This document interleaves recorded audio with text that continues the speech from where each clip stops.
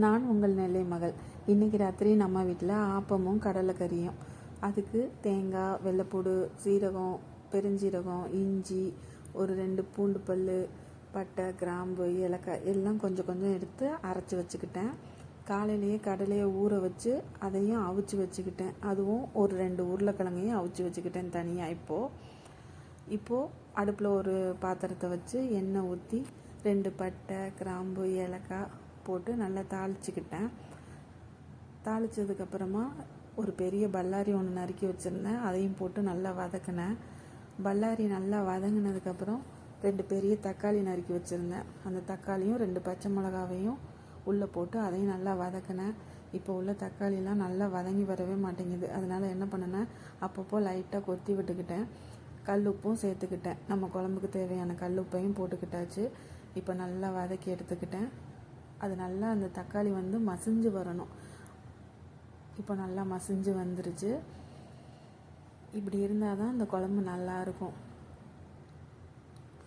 நல்லா மசிஞ்சதுக்கப்புறம் நம்ம இந்த தேங்காய் விழுது அரைச்சி வச்சோம் இல்லையா, அதை இதில் ஊற்றிக்கணும். கொழுப்புக்கு கசகசா சேர்க்குறோம், அதனால கிரேவி நல்லா உங்களுக்கு கொழுன்னு வந்துடும். இப்போ அந்த மிக்ஸி ஜாரையும் நல்லா அலசி ஊற்றிக்கணும். மஞ்சப்பொடி, வத்தப்பொடி, காரம் உங்களுக்கு எவ்வளோ தேவையோ அதை போட்டுக்கோங்க. எங்கள் வீட்டில் நல்லாவே நாங்கள் காரம் சாப்பிடுவோம், அதனால் நான் கூட கொஞ்சமே காரப்பொடி போட்டிருக்கேன். இப்போது தேவையான அளவு தண்ணி ஊற்றிக்கோங்க. உங்களுக்கு எவ்வளோ குழம்பு தேவையோ அந்த அளவு தண்ணி ஊற்றிக்கோங்க. அவிச்சு வச்ச அந்த கொண்டைக்கடலையும் உள்ளே போட்டு நல்லா கொதிக்க விட்டுருங்க. அது கொதிக்கிற கேப்பில் நாளைக்கு வெள்ளிக்கிழமை விளக்கு விளக்குறதுக்காக எடுத்து வச்சுருந்தேன், அதையும் விளக்கிக்கிட்டேன். இப்போ குழம்பு ஓரளவு கொதித்து வந்துருச்சு. சிம்லேயே வச்சு கொதிக்க விட்டேன். இப்போ வேக வச்ச அந்த உருளைக்கிழங்கையும் குட்டி குட்டியாக நறுக்கி அதுக்குள்ளே போட்டுக்கிட்டேன். 2 மல்லி இலையை தூவி இன்னும் கொஞ்சம் கொதி வரட்டும்னு சொல்லிட்டு சிம்லேயே வச்சுருந்தேன். ஓரளவுக்கு குழம்பு ரெடியாகி வந்துருச்சு, உங்களுக்கு பார்க்கவே தெரியும்.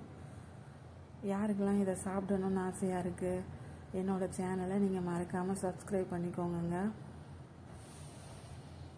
குழம்பு ரெடி ஆயிடுச்சு.